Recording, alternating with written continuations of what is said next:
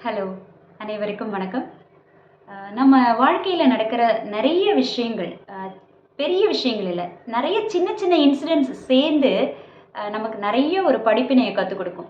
அ சில நாட்களுக்கு பிறகோ, சில வாரங்களுக்கு பிறகோ, சில வருஷங்களுக்கு பிறகோ அந்த நிகழ்வெல்லாம் பத்தி யோசிக்கும் பொழுது, அதில நெறைய நல்ல விஷயங்கள் நடந்திருக்கும்ல, இதெல்லாம் நடந்திருக்குல்ல அப்படின்னு ஒரு ஆச்சரியப்படுவோம். சில வேண்டத்தகாத விஷயங்கள் நடந்திருக்கும். ச்சே! இப்படி நடந்திருக்காம இருந்திருக்கலாம் அப்படின்னு தோணும். இத தாண்டி அத பத்தி நெனச்சாலே நெருடலான விஷயங்கள் இருக்கும். நம்மளுக்கு மனசு அப்படியே யாரோ முள்ளால குத்துற மாதிரி இருக்கும். அந்த மாதிரி இருக்கும். அ இது எல்லாமே நமக்கு ஒரு படிப்பினை தான். ஒரு 2 வருஷம் முன்னாடி வந்து நான் ஒரு குடும்ப விழாக்கு போனேன். என் கணவரும் நானும் போக வேண்டிய விழா. ஆனா வந்து அவரால அலுவல் காரணமா வர முடியல. வெளியூர் போயிட்டாங்க. நான் மட்டும் போயிருக்கேன். விழாலாம் நல்லா நடந்தது. ரொம்ப சிறப்பா நடந்தது.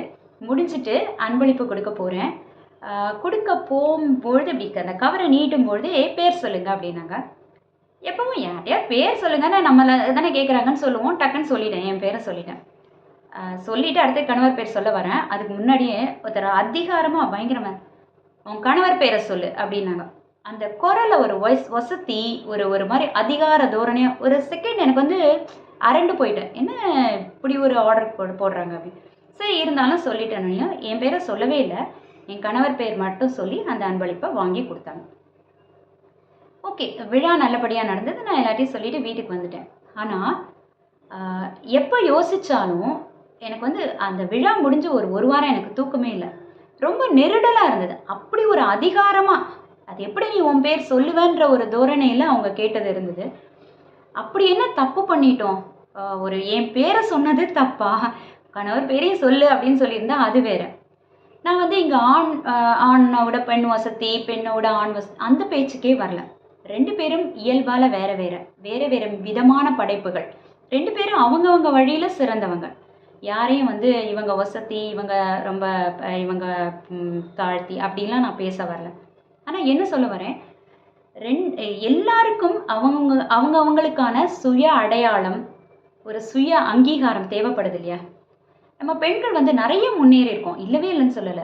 ரொம்ப நிறைய விஷயங்கள்ல, நெறைய விதத்துல முன்னேறியிருக்கோம். ஆனா, இன்னும் பெண்களுக்கு எதிரான வன்முறைகள் இருக்கு. அது ஒரு பக்கம். ஆனா, வீட்டிலேயே ஆகட்டும், தன்ன ப அ அக்கம் பக்கத்திலேயே ஆகட்டும், பெண்களுக்கான இயல்பான அடையாளம் கிடைக்கிறதில்ல. அது இல்ல. ஒரு பெண்ண வந்து இன்னைக்கும் நம்ம என்ன ஒரு ஆண வந்து பேர் சொல்லி இவங்க இங்க இருக்காங்க அப்படின்னு சொல்லுவோம். ஒரு பெண்ண இன்னைக்கும் பாருங்களேன். இன்னாருடைய மகள், இன்னாருடைய மனைவி, இன்னாருடைய மருமகள், இவங்களுடைய தாய். இப்படிதான். அந்த உறவுகள்லாம் வந்து அவ வேணான்னு சொல்லல. அந்த உறவுகள் எல்லாத்தையும் அவ அரவணைச்சு போறா. ஆனா, அதுல தன்னுடைய சுயத்த இழந்துடுறாளோன்ற அந்த ஒரு நெருடல் இருக்கு. ஏன்னா ஒரு ஒரு ஒரு விழாக்கு போன எனக்கு இந்த நிலைமைன்னா, ஆ யோசிச்சு பார்க்கலாமே! என்ன தப்பு? நமக்குன்னு ஒரு அடையாளத்த குடுக்கறதுலயோ, நம்ம பேர சொல்றதுலயோ என்ன தப்பாயிட போது? அது வந்து நம்ம பெண்களுக்கு வந்து சில நேரங்கள்ல, நெறைய நேரங்கள்ல, சில இடத்துல தெரியாம, பல இடங்கள்ல தெரிஞ்சே இத பண்றோம். கொஞ்சம் மாத்திக்கலாமே! என்ன குறைஞ்சிற போறோம்? ஆக்சுவலா நம்மள மாத்திட்டோம்னா, இது வந்து அடுத்தடுத்த சந்ததிகளுக்கு வந்து ஒரு ஆரோக்கியமான சூழ்நிலைய குடுக்கும். நம்மள பார்த்து தான் நம்ம பிள்ளைங்கள்லாம் வளர்றாங்க. இப்ப நம்ம பெண்கள் அப்படி நடத்தினோம்னா, பெண்கள் வேலைக்கு போற பெண்களுக்கும் இந்த நிலைமை இருக்கு. அத சொல்ல வரேன். ஸோ வீட்ல அந்த நிலைமை தான் இருக்கு. நீ வீட்டுக்கு தானே வந்துட்ட. உனக்கு என்ன அடையாளம் தனியான்ற மாதிரி நெறைய இடங்கள்ல இருக்கு. கொஞ்சம் மாத்த ட்ரை பண்ணலாமே! எல்லாரும் சேர்ந்து முயற்சி பண்ணலாம். வணக்கம்.